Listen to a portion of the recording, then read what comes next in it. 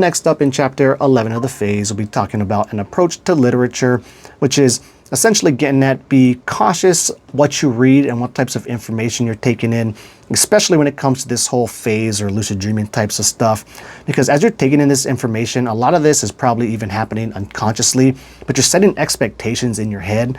And as we know, expectations play a humongously powerful role within any type of dream work stuff. So you want to be kind of cautious about what you're letting in, which is one of the reasons why I oftentimes recommend people new to lucid dreaming not to read these lucid dreaming don'ts lists, because they're full of, first of all, they're full of mostly ridiculous information anyway, but then you read through that once, you're like a sponge, you're new to the practice, you're trying to take everything in, and then you're just, gonna unconsciously like have this expectation of looking in mirrors is bad within your lucid dreams, which is totally ridiculous. I only bring that one up because I see that on a lot of those lists and it makes no sense. Anyway, so he writes, the phase phenomenon is referred to by other terms, astral projection, OBE, or lucid dreaming.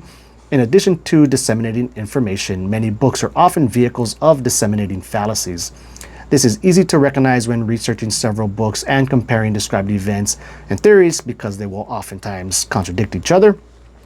For example, if a practitioner believes upon entering the phase that his physical body will be lying nearby on the bed, then it will always be there. If a practitioner believes that the perceived body should always be tethered to the physical body, then the practitioner will always see and even feel a tether in the phase. This is a simple case of expectation becoming reality. Similarly, someone who has entered the phase by accident and thinks that the time of death has arrived may see angels and a tunnel with a light at the end.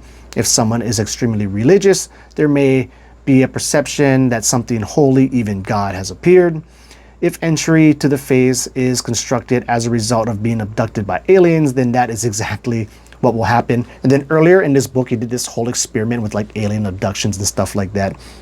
Anyway, in conclusion, books should be studied to discover technique-related information that allows a practitioner to enter the phase and control the experience. This is the only point of intersection among all beliefs and theories. And that's it. Next up, again, I haven't gone too far ahead. I'm not sure what we'll be covering, but we'll be covering something. So until then, keep your phase practice legit.